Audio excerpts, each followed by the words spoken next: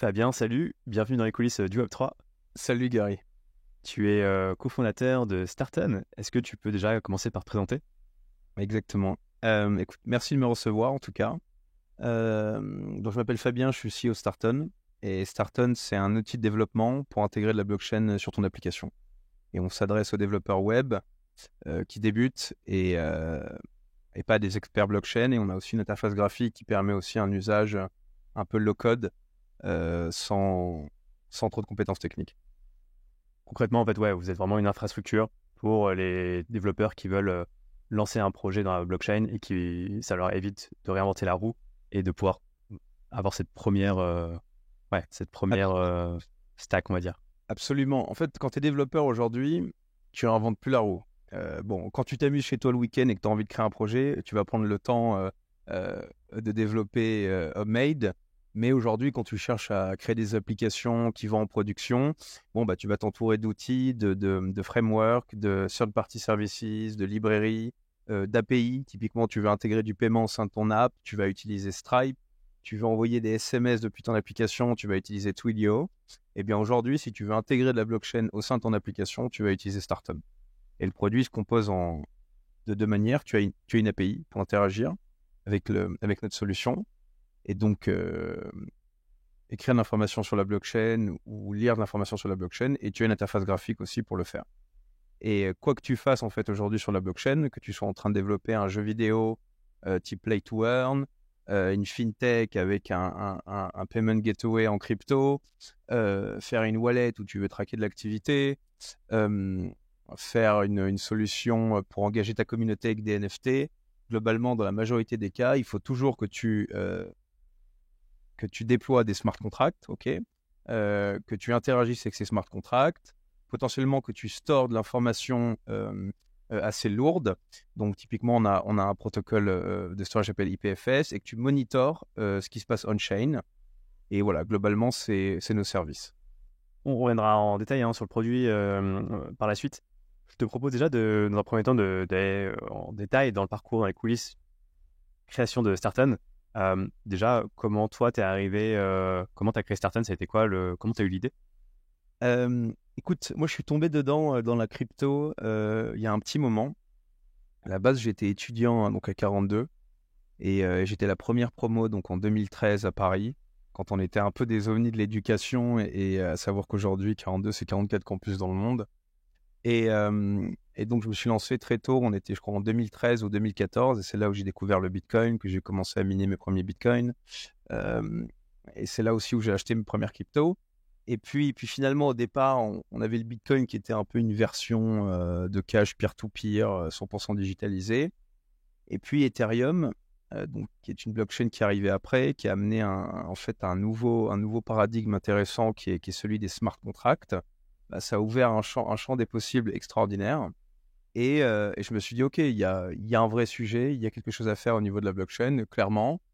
Ça reste du code. Pour moi, la blockchain, c'est comme un énorme ordinateur. Et on le voit bien. Il y a cette phrase assez connue de software is eating the world. Pour moi, c'est ça le nouveau software.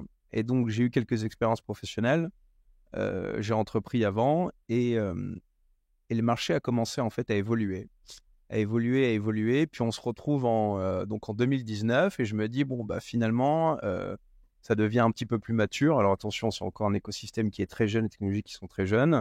C'est peut-être le moment de se lancer sur la blockchain. Et du coup, là, le use case à l'époque, il n'y en avait pas autant qu'aujourd'hui. C'était tout ce qui tournait autour de la finance décentralisée, du paiement. Et tu avais un nouveau sujet qui arrivait, qui était assez sexy, c'était la tokenisation. Donc cette promesse, en fait, de prendre des actifs du monde réel, des actions, des obligations, des SCPI et les transformer en actifs numériques. C'est un peu le processus de la titrisation. Et alors, on a commencé, en fait, on s'est lancé dedans et on a créé une plateforme de tokenisation. Et qu'est-ce qui s'est passé? On a été confronté à pas mal de challenges, surtout de gros challenges réglementaires. Donc, il faut savoir qu'aujourd'hui, il y a eu pas mal de choses qui sont sorties depuis, mais en 2019, il n'y avait pas grand-chose. Donc, derrière, on a eu l'ordonnance blockchain, la loi Pacte, le PSAN. Donc, ce n'était pas encore le cas. Et du coup, on s'est dit, finalement, on n'a pas envie de rentrer dans ces discussions avec l'AMF ou perdre beaucoup de temps dans la réglementation. On est des builders. Donc, ce qu'on va faire, c'est qu'on va créer la solution et qu'on va la vendre en marque blanche pour des entreprises. Et donc, c'est ce qu'on a commencé à faire. Et donc, on a commencé à créer cette plateforme de tokenisation à destination d'autres entreprises qui pouvaient déployer sur leur domaine pour digitaliser plusieurs types d'actifs. Et on a eu assez rapidement de l'attraction. Mais qu'est-ce qui s'est passé? Il se trouve que nos clients ont eu un petit peu ce même problème réglementaire que nous. Donc, ça répondait pas un petit peu au problème qu'on avait soulevé. On l'avait juste repoussé d'un cran. Mais à côté de ça, quand on a commencé à avoir des clients qui sont quand même partis en prod, très peu, mais quelques-uns, on a commencé à être confronté à des vraies problématiques techniques, des choses qu'on n'avait pas anticipées, parce qu'encore une fois, il y a un monde entre créer un MVP et créer un produit qui part en... Et puis là, on s'est fait cette réflexion, on s'est dit, bah, en fait, clairement, il y a un sujet sur le marché, on n'a pas d'outils, comme on peut retrouver aujourd'hui quand tu es développeur web ou mobile, tu as plein d'outils, plein de frameworks, et on s'est dit, bon, bah, c'est pas le cas pour le Web3, en fait, c'est ce qu'on va développer. Et du coup, on a pivoté, et on s'est dit, bon, on va créer une solution qui répond un peu aux problèmes techniques qu'on a rencontrés. Et c'est comme ça qu'est né en fait un nouveau Starton. Et cette solution, comme Stripe te permet d'intégrer du paiement, bah, nous on s'est dit, bah, nous sera la blockchain et les autres protocoles web.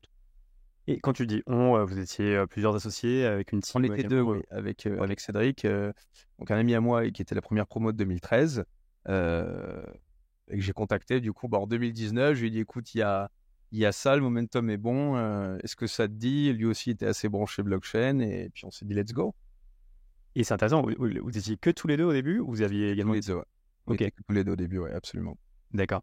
Et intéressant pour venir aussi sur l'aspect réglementaire, j'imagine comme vous étiez deux et pas d'associés, effectivement, plus avec un profil légal. Absolument, mais oui, non, on avait en fait un troisième actionnaire avec nous qui nous a beaucoup aidé au début, mais qui avait plus un rôle d'advisor et qui lui avait une casquette assez financière aussi et qui a permis de faciliter pas mal d'échanges qu'on a eu avec l'AMF.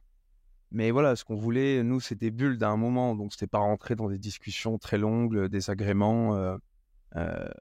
Ça paraissait très compliqué et surtout time consuming et très cher aussi. Pour un produit, on n'était pas encore sûr qu'il allait fonctionner. Et d'ailleurs, donc vous étiez tous les deux développeurs avec ton associé, mais vous faisiez également de la prospection, enfin du... Absolument. Au début, on était un petit peu tous les deux sur le produit. Après, moi, très rapidement, je suis sorti pour me concentrer sur tout l'aspect business en fait de Starton et développer notre activité, développer le business, développer notre réseau et être présent absolument partout et mener des batailles pendant que mon associé menait des batailles côté code. Moi, j'en menais ailleurs. Ok.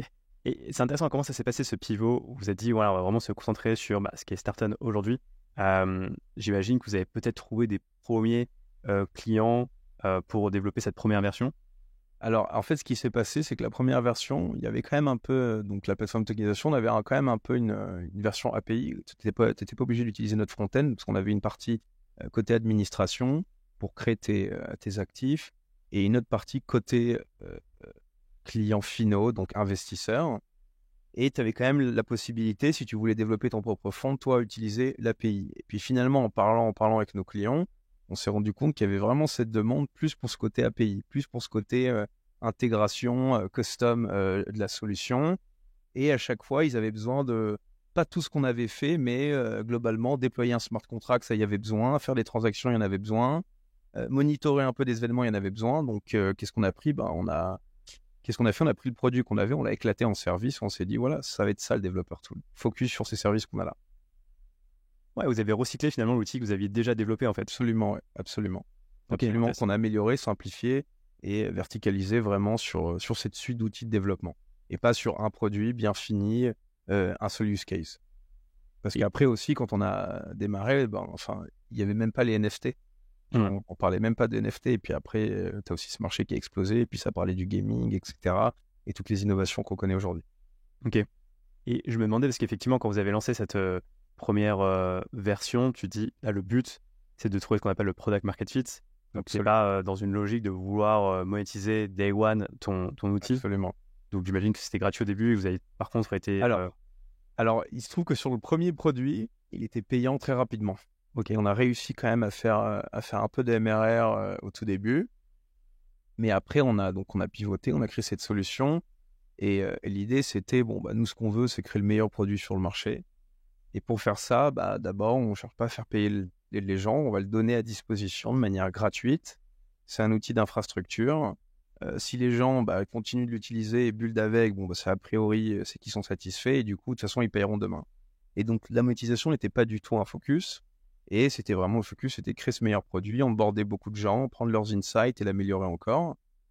Et depuis récemment quand même, le marché a un peu changé aussi. On vit quand même une crise actuellement. Il y a un petit peu moins de cash et on revient un peu sur des rationnels. Et le premier rationnel, c'est le revenu. Et du coup, là, on est en train un peu de changer aussi notre stratégie et démarrer la monétisation du produit. Donc, on rajoute des restrictions petit à petit. On limite un peu le freemium de petit à petit et dans l'objectif de monétiser ce produit. Et quand ce produit était gratuit, j'imagine qu'il y avait quand même une contrepartie demandée à l'utilisateur en phase de quand même, par exemple, donner du feedback. C'était vraiment... Absolument. De toute façon, c'est quelque chose qu'on dit souvent, hein, il faut que tu parles à tes utilisateurs. Hein. Puis même aujourd'hui, on le voit, la tentation, elle est assez grande quand même dans le Web3 de développer plein de choses. Parce qu'en fait, dès que tu tombes sur un sujet, tu vois qu'il y a une problématique. Il y a un vrai sujet sur la data et ça vaut le coup de pousser le monitoring. Tu vois qu'il y a des nouveaux sujets sur les wallets. Là, on parle d'account abstraction. Tu as envie d'aller développer une solution d'account abstraction. Donc oui, c'est obligatoire de parler avec les clients. C'est obligatoire et de comprendre leur use case, ce qu'ils vont développer avec, comment ils l'utilisent. Et eux ont une perception qui est un peu différente de nous parce que nous, on a les mains dedans. Du coup, on est très biaisé. Et je trouve que c'est toujours un peu tricky, tu vois, cette partie communication avec l'utilisateur dans le sens où, certes, l'outil est gratuit, mais voilà, leur temps est compté. Donc, ils vont pas non plus donner du feedback tous les jours. Il faut trouver un peu le bon compromis. Comment tu t'y prenais d'ailleurs? Je sais pas, vous avez des groupes Telegram, c'est des calls toutes les 2 semaines. Absolument. Alors nous, on passe beaucoup par Discord. Donc, Ouais. donc on a une communauté sur Discord. On a pas mal de gens dessus. Et en fait, ce qu'on faisait, c'est on a créé des channels privés en fait avec nos top users, nos power users. Et d'un côté, certes, ils avaient un service quand même gratuit au début, mais ils avaient quand même un support, un support un petit peu à la carte. Et ils pouvaient nous contacter n'importe quand sur Discord. Pour échanger et du coup nous en échange ce qu'on leur demandait c'était des feedbacks sur le produit, donc Ok, c'était un petit peu un win-win entre nous. hyper intéressant. Et c'était quoi pour revoir la chronologie, donc vous avez commencé à répondre aux besoins de ces premiers users. Et ça a été quoi après les next steps, donc développer plus j'allais dire, ouais, de points API, enfin de fonctionnalités en fait. Absolument. Donc on avait au début on s'est quand même concentré sur un produit plus simple avec un MVP qui a confirmé de l'attraction, qui a confirmé un intérêt des utilisateurs, qui a confirmé que c'était une solution qui permettait de résoudre des problèmes qui sont posés quand tu cherches à développer un produit Web3. Et qu'est-ce qu'on a fait? On s'est dit, OK, bon, là, ça devient pertinent, on va lever des fonds. Et du coup, c'est ce qu'on a fait. Et dans le but de monter une équipe derrière et de passer du MVP à une vraie version stable, améliorer chaque feature, en rajouter et créer un produit très qualitatif qu'on a fait Ouais, aujourd'hui. j'ai vu que vous aviez levé 3,8 millions d'euros en 2022. C'était quoi les principaux recrutements que vous avez fait à ce moment-là? Donc oui, donc on s'est financé donc autour de 3,8 millions avec des super investisseurs. On a réussi à réunir des super business angels, de licornes françaises, des corpos comme Ledger et des VC comme Kima Venture, Daphne, Speedinvest. Et qu'est-ce qu'on a fait du coup avec ça? On a recruté, on a amélioré notre team produit forcément, parce qu'on a mis beaucoup de focus sur le produit. Et côté développeur back-end, front-end, designer, product manager, technical writer aussi, qui est très important parce qu'on cherche à offrir la meilleure expérience pour les développeurs et ça passe par la documentation, ça passe par une belle documentation. Donc c'était un petit peu les premiers recrutements qu'on a fait. Après quelqu'un au niveau de la growth aussi, au niveau des événements parce qu'il y a un énorme sujet pour nous, builders, communauté, être très présent et c'est pour ça qu'on fait souvent des événements pour notre communauté une fois par mois et puis on fait des hackathons aussi parce qu'il y a aussi un travail d'évangélisation derrière. Le Web3 est très nouveau. Et plus récemment, un business developer, puisqu'il faut développer l'activité. Et ouais. Et c'est intéressant justement, j'allais t'en parler. C'est quoi aujourd'hui vos clients? C'est quoi la différentes typologies de clients? J'imagine pour plein de besoins, hein, que ça va de la NFT marketplace à une plateforme de tokenisation, peut-être à la DeFi. Absolument. Donc aujourd'hui, on a un petit peu de choses qui se dessinent. On a des solo builders, ok, des gens en train de développer tout seuls dans leur chambre, en train de prototyper un produit. Et on a aussi des startups. On a des startups, donc globalement pas mal de startups dans le Web3, que ce soit autour du gaming, autour d'outils d'engagement de communauté. Donc on a parlé de solutions de NFT, no code, et de la fintech aussi. Donc effectivement, tu as un peu de tokenisation, tu as du paiement aussi, tu as un petit peu de l'accounting, parce qu'aujourd'hui, forcément, maintenant, beaucoup d'entreprises se mettent aussi à traiter, de plus en plus à traiter des flux en crypto. Mais voilà, pour les gérer correctement, il faut un outil de monitoring comme on a créé. Et donc, on a des personnes qui développent des outils d'accounting un peu nouvelle génération en leverageant sur nos outils pour ces boîtes-là qui maintenant commencent à accepter des flux et qui doivent les traiter. Donc, on a du solo développeur, de la startup et des plus grands groupes, des boîtes comme La Poste, Webedia ou encore Vodoo. Et voilà, mais globalement, ce qu'on voit, c'est qu'on a aussi pas mal de gens quand même qui sont, pas mal de boîtes qui sont Web 2 et qui ont envie en fait d'intégrer ce type de fonctionnalité. Pas louper en fait le coche de cette nouvelle transition numérique, cette nouvelle révolution. Et justement, moi, la question que je me posais, c'est finalement, je trouve que votre outil il est top pour quand tu veux démarrer ton projet blockchain, mais quand tu commences à grossir, est-ce qu'il n'y a pas la tentation justement de migrer vers tes propres ta propre stack, ton propre outil interne pour faire ce que vous faites? Absolument, c'est une vraie question. Et en fait, tout dépend de ton focus et où est-ce qu'il est ton core business. Si ton core business est faire un jeu vidéo, il vaut mieux que tu passes beaucoup plus de temps à faire ton jeu vidéo qui soit super, qui ait un super gameplay, une expérience immersive, que aller le passer sur l'infrastructure blockchain. Donc tout dépend un petit peu quel est ton core business, et si la valeur elle est ailleurs dans l'infrastructure blockchain, alors tu n'as pas intérêt à perdre du temps et à build une solution qui te coûtera plus d'argent, plus de temps à créer. Donc tu perdras l'énergie que tu peux mettre sur ta vision, sur ton business, tu le perdras.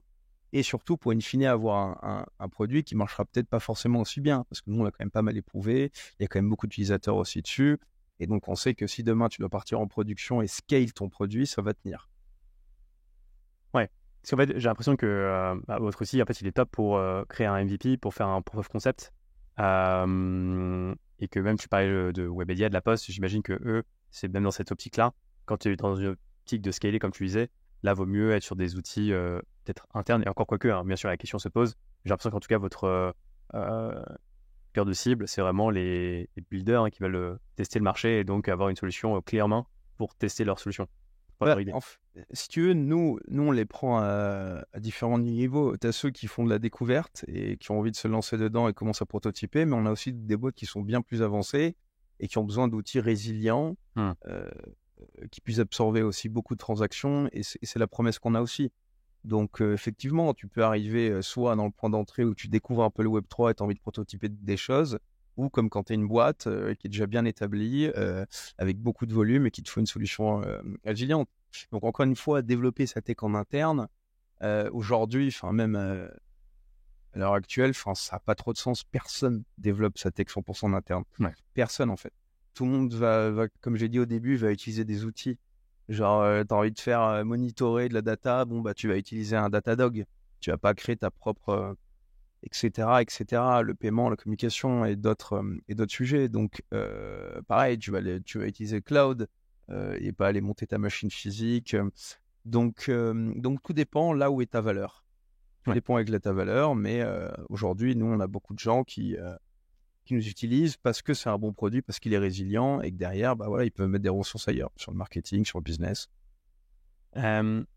Sans trop rentrer dans les détails, je te propose de revenir un peu sur tous les use cases que vous couvrez. Ça peut être vraiment de la création de collections NFT, tes collections NFT, mais ça peut être aussi d'autres use cases. Est-ce que tu peux un peu expliquer les différents use cases que vous couvrez? Absolument. Donc, ça peut être du use case très très simple qui utilise donc notre service de déploiement de smart contract pour faire une crypto-monnaie, comme créer des NFT, une collection de NFT. Mais tu peux utiliser aussi notre solution quand tu es par exemple dans un jeu vidéo et tous les in-game assets, c'est des actifs numériques, c'est des NFT. Tu vas remplacer la monnaie du jeu par une crypto-monnaie. Et l'intérêt de la solution aussi, chez nous, c'est de gérer de gros volumes de transactions aussi. Parce qu'il y a quand même un vrai problème avec la blockchain, c'est la scalabilité. Donc, dans le cadre du paiement ou du jeu vidéo, c'est un problème et nous, on a un peu pallié à ces soucis techniques. Tu as un service de monitoring qui te permet, par exemple, tu as envie de faire un petit outil DeFi et surveiller toutes les nouvelles paires qu'il y a sur PancakeSwap. Eh bien, tu peux utiliser notre service de monitoring et surveiller l'événement nouvelle paire ajoutée sur le smart contract de PancakeSwap. Tu peux créer un outil qui traque l'activité d'une wallet. Donc, typiquement, imagine une app qui traque dès que tu reçois des transactions, dès que tu en envoies. Et on a aussi, en fait, une petite suite d'outils, enfin, une petite toolbox, on l'appelle, mais l'enjeu, c'est que ça devienne demain une marketplace et l'ouvrir à d'autres développeurs pour développer sur l'application, enfin, pour développer des applications utilisant notre API. Mais on s'est notamment intégré avec Zapier. Et donc, Zapier, tu as une intégration Starton avec Zapier. Et tu peux créer un formulaire no-code pour non-crypto native people en utilisant Typeform. Tu peux gérer ta compta en crypto en utilisant notre service de monitoring et Google Sheet. Tu peux faire un petit système d'alerting si tu es trader et tu peux surveiller l'adresse de Vitalik Buterin et recevoir un email dès qu'il fait un trade.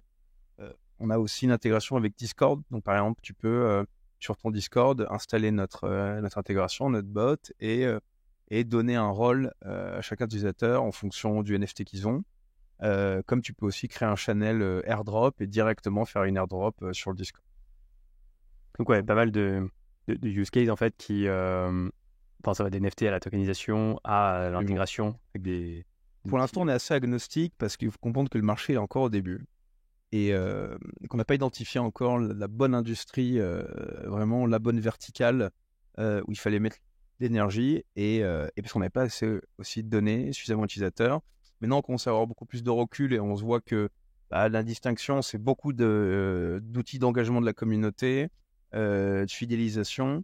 C'est beaucoup autour du NFT, mais le NFT, il y a pas mal d'applications, que ce soit du ticketing au in-game asset dans les jeux vidéo, et pas mal autour de la fintech. Donc, ce qui va être typiquement la tokenisation ou du paiement. Et alors, pour expliquer, c'est vrai que vous, en fait, finalement, vous êtes une API. Ça veut dire qu'en fait, les services c'est des développeurs qu'on appelle back-end qui vont venir utiliser ce qu'on appelle des points API, des endpoints, c'est-à-dire que je te donne tel input et j'attends tel output en retour. Donc, par exemple, je veux créer 1000 NFT avec telle collection et avec telle image, et en output, vous allez créer les NFT, par exemple. Quelques lignes de code, ouais. Il y a 5-6 lignes de code, tu le fais ça, avec Startum.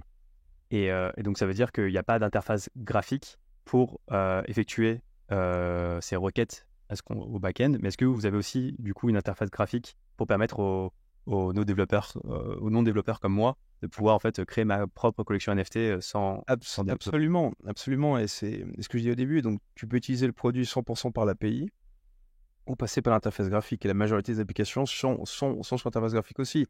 Et nous, à la base, on a créé ça. Donc, effectivement, là, on se rend compte qu'il y a des gens qui sont pas techniques et qui l'utilisent. Mais c'était aussi dans l'objectif de créer une superbe expérience pour le développeur. Et des fois, c'est quand même bien plus simple de passer par l'interface graphique plutôt que de tout faire côté code. Mais oui, donc on a les deux solutions. Et carrément, toi, là, je pense que si je te fais une démo, elle prendra 5 minutes et après, tu seras capable de, toi-même, en 5 minutes, de créer, par exemple, ta collection de NFT. Okay. C'est assez tentant de créer une collection pour le podcast. Et je voudrais qu'on vienne d'ailleurs sur une feature que je trouve assez intéressante. C'est la possibilité aussi, en tant que projet, de pouvoir monitorer les gas fees. Donc les gas fees, c'est quoi? Ce sont les frais de transaction sur le réseau, par exemple Ethereum. Et quand tu as un projet, pour des raisons d'expérience utilisateur, tu veux potentiellement payer les gas fees de tes users. C'est comme si tu avais un site e-commerce et tu dis à ton user, c'est toi qui as payé les frais Visa, Mastercard. Parfois, ça passe pas. Mais les frais de livraison, certes, le user les paye, mais les frais de transaction, c'est un peu, ça passe pas trop. Et vous, donc du coup, vous remédiez à ça en permettant de savoir combien coûtent ces frais à l'utilisateur. Absolument. L'objectif, nous, c'est gérer un petit peu tous les problèmes qu'il y a. Aujourd'hui, tu as le sujet des gas fees. Donc, si tu veux, le positionnement qu'on a du produit aujourd'hui, c'est nous, on s'intègre très bien dans les applications qui sont hybrides. Donc, si tu veux faire une DApp, une application 100% décentralisée, Starton ne sera pas la meilleure solution. Euh, Par contre, si tu as aujourd'hui une application et tu as déjà un back-end, un front-end et tu veux intégrer de la blockchain, là, on est très pertinent. Parce que nous, on pense que pour que la blockchain soit mainstream, euh, eh bien, il faut la faire disparaître, il faut l'intégrer dans des produits et des services que des gens ont l'habitude d'utiliser. Tandis que si on fait que des protocoles DeFi, bon, on voit mal quand même la chose devenir mainstream quand on se prend un peu de l'expérience. Et le problème de cette expérience, c'est aussi quand tu dois interagir avec une application, avoir de la crypto-monnaie, etc., etc. Et donc ça rajoute un peu de la friction pour l'utilisateur final et surtout pour celui qui est néophyte. Donc du coup, nous, on a un service, notre service relayeur de transaction te permet de subventionner en fait ce coût-là pour le compte de ton utilisateur. Donc, par exemple, pour reprendre l'exemple de la collection de NFT, quand lui va venir minter le NFT, bah, il n'a pas payé pour les transactions. C'est le relayeur qui lui envoie directement le NFT sur sa wallet. Et forcément, nous aussi, quand tu passes par notre service, bah, on calcule un petit peu le meilleur moment pour toi de passer ces transactions. Et tu peux même jouer avec des limites. Par exemple, combien tu es prêt à mettre maximum, combien tu es prêt à mettre minimum euh, sur ces transactions. Donc, tu as vraiment une interface côté gaz management qui est très standard, très simple, si tu veux pas rentrer dans les détails, et vraiment une interface vraiment custom ou quand tu veux rentrer vraiment maîtriser absolument tout dedans. Mais maîtriser le gaz aussi, bah, c'est ces problèmes liés au gaz, ça veut dire économiser de l'argent aussi. Et c'est quoi les fonctionnalités là qui sont beaucoup demandées par vos utilisateurs? Fonctionnalités que vous n'avez pas encore, hein. Alors, c'est beaucoup ce qui touche. Donc, finalement, on entend beaucoup parler de wallet, etc. Bon, ça, c'est une feature qui est assez demandée maintenant. Ça revient parce que tout le monde suit un peu les trends et on nous parle d'account abstraction. Quand est-ce que vous voulez sortir d'account abstraction? Est-ce que d'ailleurs tu peux rappeler ce qu'est la Count Abstraction? Bah, c'est en fait, gérer une wallet sous forme de smart contract. C'est ça l'account abstraction. Et en fait, on sort un petit peu de la manière de les gérer aujourd'hui, où la wallet, c'est en fait une clé privée. De cette clé privée va dériver une clé publique qui est ton adresse sur la blockchain. Mais il y a pas mal de pain points. Il faut que tu sauvegardes cette clé privée. Il ne faut pas que tu la perdes. Et l'expérience est pas super. Tandis que demain, la compte abstraction, ce serait en fait de remplacer ta wallet par un smart contract. Donc, c'est un programme et dedans, bah, tu pourrais y mettre plein de fonctionnalités. Comme, je sais pas, des règles, mot de passe oublié. Bon, il y aurait pas mal de travail là-dessus. Des règles aussi pour envoyer plusieurs transactions d'un coup. Donc, ce serait une surcouche, en fait, qui permettrait de gérer un nouveau type de wallet, mais de manière très simple, avec une meilleure expérience utilisateur, avec plein de fonctionnalités. Et aujourd'hui, donc, vous avez beaucoup de demandes de features en rapport avec Oui, parce qu'on a des demandes là-dessus, mais ça pour l'instant c'est pas encore sur la roadmap. Par contre, ce qui revient énormément, c'est tout ce qui est sujet de la data. Nous aujourd'hui, on permet de monitorer des événements on-chain. Tu as envie de savoir l'activité d'une wallet, le nombre des transactions qu'il y a eu. Tu veux savoir les transactions de RC20 qu'il y a eu, de 721, les événements de mint.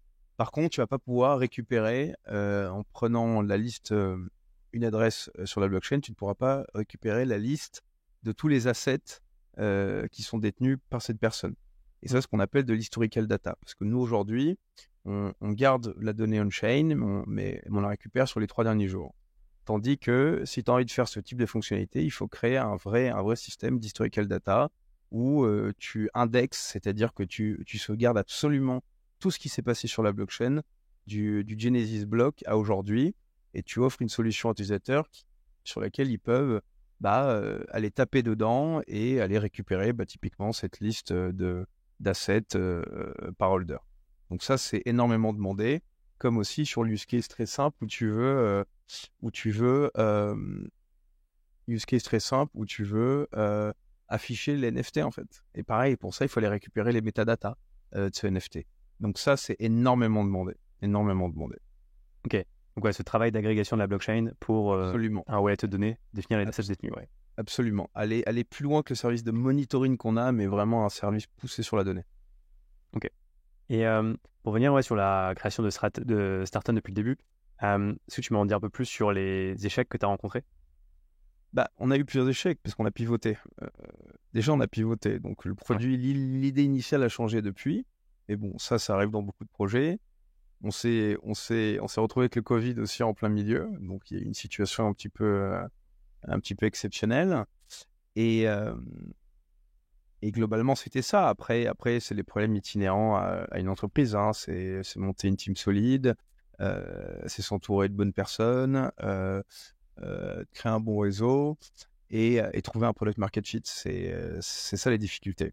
Mais globalement, les plus grosses qu'on a eues, c'est la réglementation qui nous a mis un mur au tout début, le Covid ensuite, et ce pivot qu'on a mis un peu de temps à trouver. Et c'est intéressant, comment tu as su qu'avec cette nouvelle version, vous avez trouvé votre product market fit Bah, parce qu'elle est, en fait, elle est venue un peu de manière naturelle, quoi. Alors, c'est pas un beau jour, on s'est réveillé, on s'est pas dit, ah bah tiens, on va faire ça. C'est arrivé de manière naturelle. Donc, moi, je me rendais compte, j'avais beaucoup de retours du marché, de développeurs, d'autres entrepreneurs qui avaient des problématiques techniques de plus en plus claires. On avait aussi des utilisateurs qui nous demandaient plus le côté API. Et de fil en aiguille, et puis même aussi en discutant des investisseurs, en fait. Parce que la tokenisation était devenue un petit peu moins sexy qu'au début. Et donc, bah, tous ces inputs qu'on a pris un petit peu de tout le monde, bah, voilà, nous ont rassurés sur le fait que c'était le bon choix à faire. Et c'est quoi d'ailleurs toi, ton avis, ta vision sur la tokenisation? Moi, à titre perso, je pense que c'est quelque chose qui peut vraiment révolutionner, tu vois, l'investissement par exemple, parce que voilà, ça permettrait aux particuliers de pas seulement investir dans des boîtes cotées, mais dans des startups demain, même pour la tokenisation de l'immobilier. Mais tu dis, il y a tellement effectivement des barrières réglementaires, comme tu le disais. C'est quoi toi, ta vision Bah, alors, moi je sais qu'on s'est lancé dedans trop tôt. Et j'imagine un monde où cette finance décentralisée qui aujourd'hui repose sur des actifs, sur les tokens et crypto-monnaies qui ne sont pas forcément backés par un actif du monde réel. Mais bon, ça, voilà, après, ça c'est un sujet de valorisation de l'actif. Mais clairement, à un moment, ce serait formidable de pouvoir utiliser un protocole de finance décentralisée, par exemple de prêt, et au lieu de mettre en collatéral des Ethers, tu mettrais un actif numérique qui représente une part de ta maison. Donc, en fait, tu as fait une genre d'hypothèque directement on-chain, instantanément, sans tiers de confiance. Donc, l'idée est assez sexy, comme pouvoir tokeniser de l'or aussi. Donc, tu pourrais avoir ta wallet, ton portefeuille numérique, où finalement, tu diversifies tous tes investissements, tu as de la crypto, mais tu as de l'or aussi. Et puis, bon, ça pourrait simplifier aussi beaucoup de transactions. On le voit aujourd'hui en France, acheter de l'immobilier, c'est quand même compliqué. Genre, il te faut un notaire et la transaction, ça prend du temps. Bon, si demain on tokenise tout ça et qu'en fait il suffirait d'une transaction entre toi et moi pour transférer un appartement, le marché serait ultra efficient. Maintenant, dans la réalité, ce qu'on appelle la tokenisation utilise des security tokens, donc c'est des crypto-monnaies mais qui sont en fait un titre financier. Et bon, ça évolue quand même, il se passe beaucoup de choses, il y a beaucoup de projets de loi, mais encore aujourd'hui, le problème de mettre un titre financier sous forme d'actif numérique, bah tu perds un peu les avantages de la crypto-monnaie classique, parce que la crypto-monnaie classique, elle est liquide. Toi, tu as envie de changer, la swapper contre une autre crypto, la sortir en cash, etc. Maintenant, aujourd'hui, c'est très facile de le faire. Elle est ultra efficiente parce qu'on peut s'échanger, toi et moi. Mais si demain, ça, c'est un titre financier, tu n'as pas la liquidité et il y a quand même un cadre réglementaire, ce qui fait que tu ne peux pas simplement me l'envoyer de ma wallet à ta wallet. Donc, il y a beaucoup de barrières. Donc, aujourd'hui, je trouve que c'est merveilleux.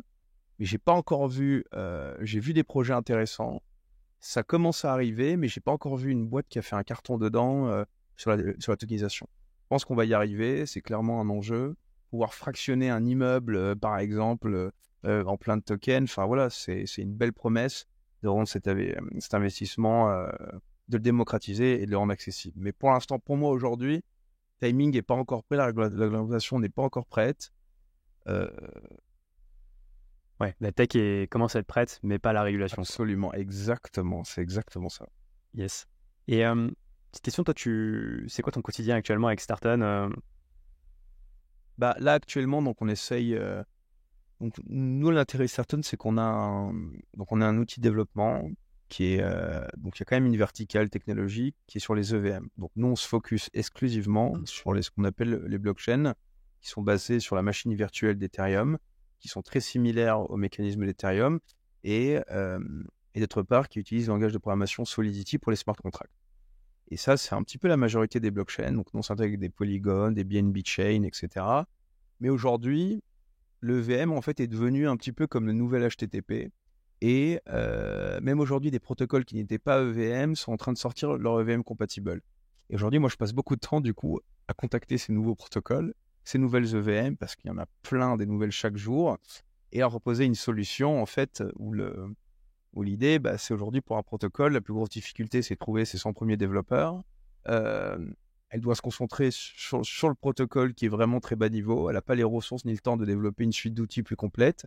Et du coup, être en fait, nous, de facto, la solution, en fait, from day one, où tu peux arriver et tu as cette suite d'outils complète sur ton protocole.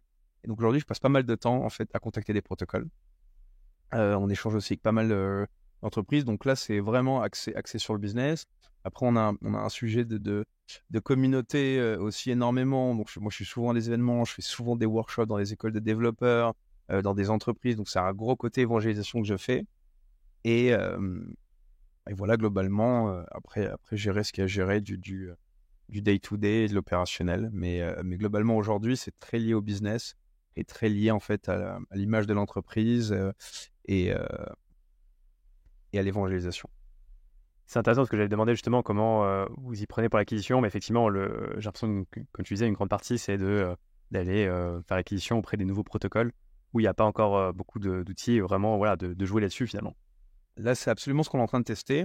Après, avant, on se disait il fallait qu'on crée nous-mêmes notre propre marché parce que, nous, on est un peu dedans, on est biaisé, mais c'est encore un marché qui est très petit, le Web3. Et des développeurs Web3, il n'y en a pas tant que ça commence à arriver. Mais tu prends sur d'autres technos, sur du JavaScript, tu as vraiment des millions et des millions de développeurs, ce qui n'est pas encore le cas sur la blockchain. Donc nous, on s'est dit le meilleur moyen d'emborder un maximum de personnes, c'est de les former aussi. Et donc faire ce travail d'évangélisation. Et ce qu'on est en train de faire aussi maintenant, un peu plus côté corporate et entreprise. Ok. Et c'est quoi du coup ta vision pour Starten pour les prochaines années Nous, en fait, on se voit un peu comme... on se voit un peu comme le Google du Web3, quoi. C'est vraiment à ça qu'on aspire. Aujourd'hui, on sent qu'il y a en fait, on a même une opportunité française, en fait, créer un petit peu des leaders dans le numérique. Et moi, ce que je vois, c'est que pour la première fois, la France elle a cette chance d'atteindre un peu une souveraineté numérique dans le Web3, parce qu'on a perdu des virages, que ce soit l'intelligence artificielle, le cloud. Et nous, on a vraiment cette vision de devenir l'infrastructure Web3, la meilleure au monde, hein, je crois. C'est un peu l'ambition qu'on a, en fait. Être numéro un, mais être cette référence comme Stripe l'a été pour le paiement. Nous, on veut être ça pour l'intégration de la blockchain. Et d'ailleurs, en termes de concurrents, vous avez bien sûr des concurrents aujourd'hui. Par exemple, Tatum, je pense que Tatum, absolument, c'est un concurrent, ouais. Mais qui a un accès très, très, très, très corporate et un peu moins développeur startup comme nous. Ok, donc pas le même positionnement. Et d'ailleurs, vous, au niveau du positionnement, j'imagine au début, pour des raisons de simplicité, de proximité, c'est surtout des projets français qui buildaient avec Starten ou même des projets internationaux dès le départ. On a été assez organique. Après, on a quand même fait aussi des conférences, des workshops un petit peu ailleurs en Europe, dans le capital, mais c'était assez organique. Aujourd'hui, qu'on pousse un peu plus, qu'on fait un peu plus de marketing, qu'on lance de la publicité, on se rend compte qu'on a des gens un peu de partout. On a beaucoup de gens qui viennent d'Inde, un petit peu des États-Unis, voilà, un petit peu de pays européens, mais bon, globalement, c'est assez quand même concentré sur la France et sur l'Inde. Et rien à voir, mais est-ce que tu pourrais me partager peut-être une petite anecdote que tu as vécue depuis le début de Starten, un truc un peu croustillant Alors, très croustillant, c'est passé plein de trucs, mais je sais que nous, on a toujours gardé un peu, en fait, depuis le début de Starten, on a toujours gardé un peu cette culture. Bon, là, un peu moins aujourd'hui, on a des bureaux, mais on essaie de garder, mais cette culture un peu à cœur house. Et je me souviens quand on s'est lancé avec mon associé, on vivait ensemble, on allait à Paris. Après de Paris, on a déménagé, on est allé à Pantin, bon, pas très loin. C'était pendant le Covid. Après, on est descendu dans le sud. Et ensuite, à un moment, on est parti à la montagne. Et c'était pendant le Covid. Et donc, on était à la montagne. Et la journée, en fait, on travaillait. Et le soir, on faisait...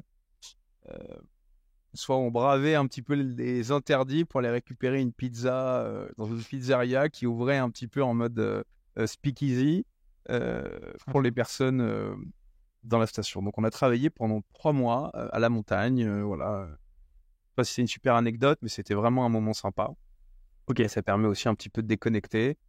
Mais c'était une situation assez exceptionnelle avec ce Covid et tous les soirs on se cachait pour pas être vu par les gendarmes et pour aller commander des pizzas dans ce restaurant. Ouais, donc là on était vraiment au tout début, avant votre pivot. C'était pendant alors c'était effectivement, c'était avant le pivot. Parce qu'en fait, on s'est lancé en 2020. Mais ça, c'était en 2021. Parce qu'on a eu le Covid. Enfin, ça a duré longtemps quand même. Et c'était je sais plus quel énième confinement. Mais c'est là, en fait, où on a vraiment lancé quand même bien le business sur tokenisation. Parce qu'on a signé quand même plein de clients assez rapidement. Mais c'est là aussi où on a mûri, qu'on a commencé à brainstorm sur la nouvelle solution. Ok, super. Je te propose de conclure, Fabien. Est-ce que tu peux en dire un peu plus peut-être sur les prochaines actualités de Startan? Écoute, prochaine actualité, je sais qu'on organise un hackathon en septembre, fin septembre, donc avec des super partenaires comme Ariani et Polygon. Et voilà, et puis on va accélérer dans l'intégration de nouveaux protocoles, parce que c'est offrir à l'utilisateur un choix de plus en plus grand de protocoles, et essayer d'avoir une place un peu plus forte aux États-Unis, parce qu'on n'est pas assez présent. Donc voilà un peu nos objectifs pour les prochains mois. Et comme tu le disais, j'ai l'impression que vous organisez beaucoup de hackathons.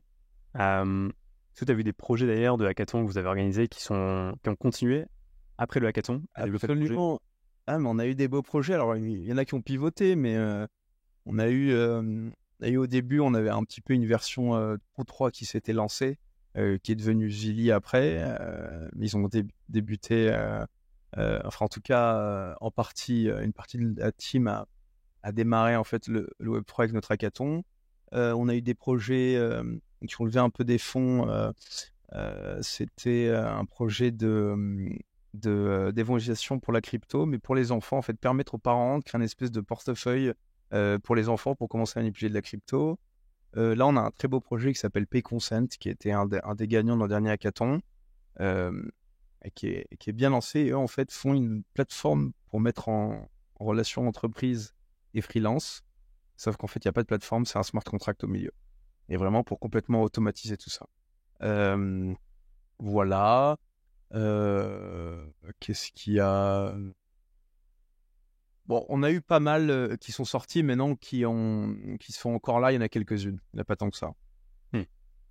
Ouais. Mais on a vu passer de beaux projets. De beaux projets autour du gaming. On avait fait un hackathon autour de la certification en fait, de l'information. Parce qu'aujourd'hui, on rentre quand même dans un Internet où tout ce que tu vas voir va être un petit peu faux avec l'IA. Genre, on le voit déjà avec les fake news. Mais potentiellement, bientôt, comment tu vas pouvoir savoir entre une image, un article, lequel a été généré par IA et lequel non.